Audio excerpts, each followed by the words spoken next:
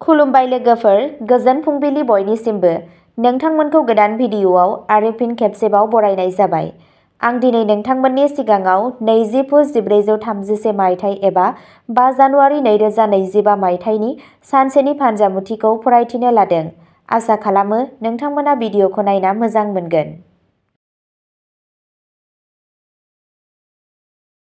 गिबियावनो दङ मेष राशि। नोंथाङा सोरबा जुनिया सोमोन्दोआरि एबा नसुंसेनिफ्राय मदद मोननो हागोन। रांनि बेलायाव थासारिया सरासनस्रा जागोन, नाथाय खरसानि सायाव गोसो हो।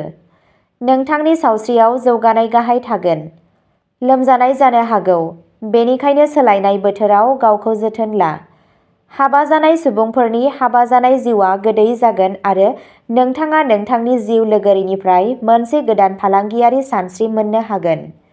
मोजां मोनलायनाय जिउ खुंग्रा सुबुंफोरखौ गावसोरनि अनजालुनि अननायाव सोलायनाय नुनो मोनगोन। खाफालआ देरहागोन, जायनि थाखाय खामानिखौ मोजाङै मावनाय जागोन। नोंथांनि दिनैनि खाफालगोनां दिगआ जादों खोला, खाफालगोनां अनजिमाया जादों 8 आरो खाफालगोनां गाबआ जादों गलापि गाब। वृषभ राशि। नोंथाङा गोबां गोहो दिन्थिगोन आरो नोंथांनि हाबाफोरखौ आबुं थुलुंगानायजों सुस्रांगोन। लोगोफोरजों सोमोन्दोआ जोबोद मोजां जागोन आरो नोंथाङा बिसोरजों गोजाम गोसोखांथिफोरखौ गोदान खालामफिनगोन। आयआ बांगोन, जाय नारसिनथायखौ बाङाइ खालामगोन। नोंथांनि नखराव मोनसे गोजोनथाव सान फैगोन। सोरनिबा जुलिनि बाथ्रा रायज्लायनो हायो। जुदि नोंथाङा हाबा जानायब्ला सांग्रां जा। गावनि जिउ लोगोरिजों रायज्लायनायखौ गाज्रि दाखालाम। नोंथाङा बिथांनि बोसोनखौ मानिनानै माखासे मुलाम्फा मोननो हागौ। जुदि नोंथाङा मोनसे मोजां मोनलायनाय जिउ खुंगासिनो दं, अब्ला साना अनलायनायखौ बांहोगोन। गावनि अहंकारखौ आलादा दोन आरो नोंथाङा नुनो मोनगोन दि अननायआ बेसेबां समायना। नोंथांनि दिनैनि खाफालगोनां दिगआ जादों सानजा, खाफालगोनां अनजिमाया जादों 6 आरो खाफालगोनां गाबआ जादों गोथां गाब। मिथुन राशि। रांनि बेलायाव थासारिया मोजां जागोन। बबेनिफ्रायबा थाबथानानै जेब्ला रां फैफिनगोन, अब्ला गोसोआव गोजोननाय फैगोन। जुदि नोंथाङा मोनसे सम्पथि डिल खालामगासिनो दं, अब्ला नोंथाङा बेयाव मोजां जाफुंसार जानो हागोन। हाबा जानाय सुबुंफोरहा मोनसे जोबोद मोजां नखरारि जिउ थागोन आरो गावसोरनि जिउ लोगोरिजों जयै खामानि मावनाया जाफुंसार जागोन। मोजां मोनलायनाय जिउ खुंग्रा सुबुंफोरा गावनि अनजालुजों गोबां अननाय रायज्लायगोन आरो नोंथांनि अनजाथावआ नोंथांनि मोजां लोगो बायदि नोंखौ जोथोन लागोन। खामानियाव थासारिफोरा नोंथांनि फारसे थागोन, जाय मोजां फिथाय होगोन। नोंथांनि दिनैनि खाफालगोनां दिगआ जादों साहा, खाफालगोनां अनजिमाया जादों 4 आरो खाफालगोनां गाबआ जादों गलापि गाब। कर्क राशि। गोसोखौ बुजायनायनि गोबां राहाफोर दं, नाथाय हारसिं मोनदांनाया मोजां बाथ्रा नङा। बेनिफ्राय ओंखारनो नाजानाया नोंनि थाखाय मोजां जागोन। धोरोमारि हाबाफारिफोरा गोसोआरि गोजोन लाबोगोन। नोंथाङा सानखौ आबुं थुलुंगानायजों जागायगोन आरो नोंथांनि आयआ मोजां जागोन। हाबा जानाय सुबुंफोरनि नखरारि जिउआ माबा मोनसे गोदान बिबाननि थाखाय थियारि जागोन आरो नोंथाङा नोंथांनि गथ'फोरनि थाखाय एसे जिंगा सिगोन। मोजां मोनलायनाय जिउ खुंग्रा सुबुंफोरा सोमोन्दोआव गोरोन्थि बुजिलायनायनि जाहोनाव माखासे गोनो गोथोनि बोलि जानो हागौ। नोंथांनि दिनैनि खाफालगोनां दिगआ जादों सोनाब, खाफालगोनां अनजिमाया जादों 2 आरो खाफालगोनां गाबआ जादों गुफुर गाब। सिंह राशि। नोंथाङा नोंथांनि लोगोफोरजों रंजागोन। थासारिया खामानियाव मोजां जागोन। नोंथाङा इन्टारनेटनि गेजेरजों मोनसे गोदान साख्रिनि खाबु मोननो हागोन। हाबा जानाय सुबुंफोरनि थाखाय हाबा जानाय जिउआव खुसि थागोन, नाथाय जिउनि लोगोरिया माबा मोनसे बेरामजों भुगिनांनो हागौ।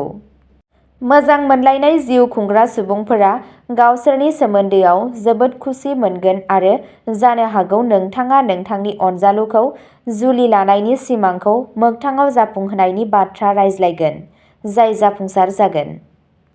नोंथांनि दिनैनि खाफालगोनां दिगआ जादों साहा, खाफालगोनां अनजिमाया जादों 6 आरो खाफालगोनां गाबआ जादों ब्राउन गाब।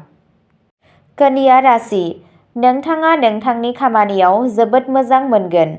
नोंथाङा जोबोद गोसो गुदुं मोनगोन आरो नोंथाङा जेसेबां हायो एसेबां थाब नोंथांनि खामानिखौ फोजोबगोन आरो लांदां समाव नोंथांनि लोगोफोरजों रायज्लायनोबो सम लागोन। नखरनि सोद्रोमाफोरा जोबोद खुसि जागोन। न'नि आबहावाया एसे धोरोमारि जानो हागौ। माखासे खुरमा बाहागिफोरनि सौफैनाया जोंसारथि लाबोनो हागौ। गावनि रागाखौ दबथायनाया नोंनि थाखाय जोबोद गोनांथार जागोन, मानोना बेयो नोंथांनि नखरारि जिउआव गोहोम खोख्लैनो हागौ। मोजां मोनलायनाय जिउ खुंग्रा सुबुंफोरा गावसोरनि अनजालुनि आखुजों एसे दुखु मोननो हागौ। बेनि सोमोन्दै बिसोरजों रायज्लाय। नोंथांनि दिनैनि खाफालगोनां दिगा जादों खोला, खाफालगोनां अनजिमाया जादों 1 आरो खाफालगोनां गाबआ जादों गोजा गाब। तुला राशि। तुला राशिनि सुबुंफोरा जेबो जाहोन गैयाजासे जिंगा आरो दुखु मोनगोन। शुक्रनि थाखाय माखासे जेंनाफोरा नंगुबै, बबेखानि नोंसोरनि माखासेया नोंथांनि गुसुं नोजोरनि आखुनि थाखाय गावखौ सोरजियो। समाजारि आरो फालांगियारि बिथिङाव बेरेखाफोरनि होंगो दोंगोआ नोंथांनि सिगाङाव गसंनो हागौ।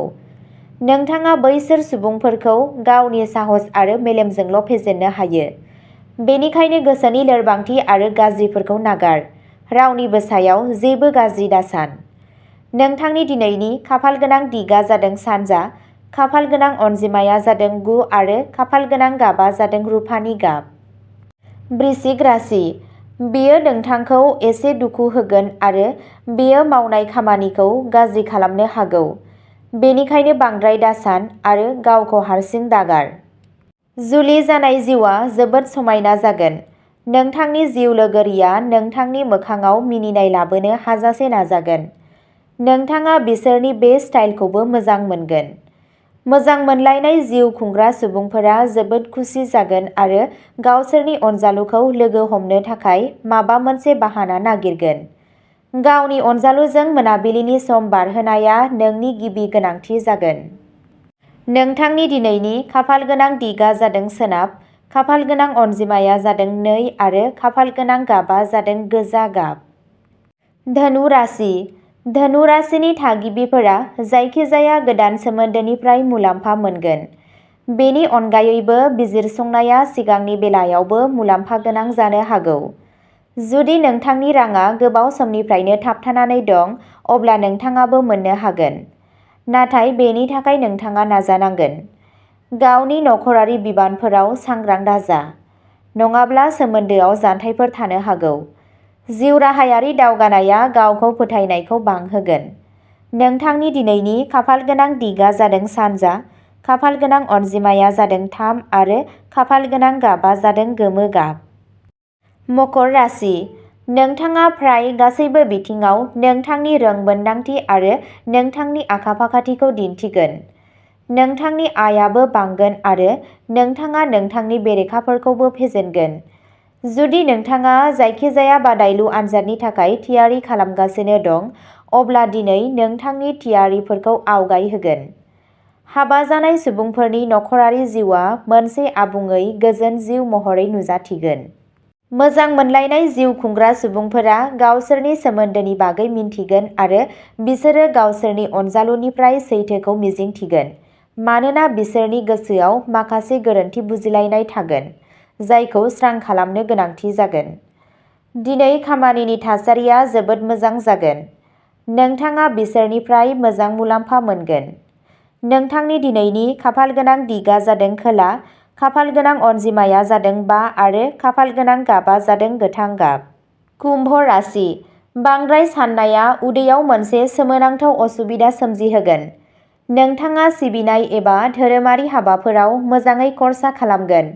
खाफालआ नोंथांनि थाखाय देरहागोन, जायनि जाहोनाव नोंथाङा खामानिजों सोमोन्दो लाखिनानै मोजाङै दिन्थिफुंनो हागोन। नोंथांनि हेफाजाबगिरिफोराबो नोंथांखौ मदद होगोन, नाथाय नोंथाङा नोंथांनि खामानिनि जायगायाव सोरजोंबा सौग्रावलायनो हागौ, बेनिखायनो सांग्राङै रायज्लाय। हाबा जानाय सुबुंफोरनि नखरारि जिउआ दिनै नारसिनथाव जानो हागौ। मोजां मोनलायनाय जिउ खुंग्रा सुबुंफोरनि थाखाय दिनैनि साना मोनसे गिदिर सान जागोन। नोंथांनि दिनैनि खाफालगोनां दिगा जादों सा, खाफालगोनां अनजिमाया जादों 8 आरो खाफालगोनां गाबआ जादों चन्दननि गाब। मीन राशि, बेयो नोंथांनि गोसोआव गोदान थाजिम लाबोगोन। नोंथांनि खुदियाजों सोमोन्दो थानाय जायखिजाया मोजां खौरांआ नोंथांनि गोसोखौ मोनसे खुसिनि मोनदांथिजों बुंफबहोगोन। नोंथाङा नोंथांनि जिउ लोगोरिनिफ्रायबो अननाय मोनगोन आरो नोंथाङा नखरनि मदद आरो अननायखौ नुना जोबोद खुसि जागोन।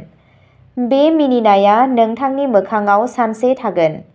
जुदि नोंथाङा मोनसे मोजां मोनलायनाय जिउ खुंगासिनो दंब्लाबो, दिनै नोंथाङा नोंथांनि अनजालुजों खाथिसिनाव दावखोनाय नुनो मोनगोन। नोंथाङा रावजोंबो गाज्रि बाथ्रा रायज्लायनायनिफ्राय गोजानाव थानांगोन, नङाब्ला थासारिया आखाइनिफ्राय ओंखारलांनो हागौ। नोंथांनि दिनैनि खाफालगोनां दिगआ जादों सोनाब, खाफालगोनां अनजिमाया जादों 4 आरो खाफालगोनां गाबआ जादों कमला गाब। अब्ला दिनैनि राशि फरायथिनाया एसेनोसै। नोंथांमोनहा बेबादिनो सानफ्रोमबोनि फानजामुथिखौ मिथिनो थाखाय चेनेलखौ साबस्क्राइब खालामनानै लादो आरो भिडिअखौ मोजां मोनदोंब्ला अन्नानै लाइक, शेयार आरो कमेन्टबो खालामनानै होलांब्लानो जाबाय। गोजोन्थों।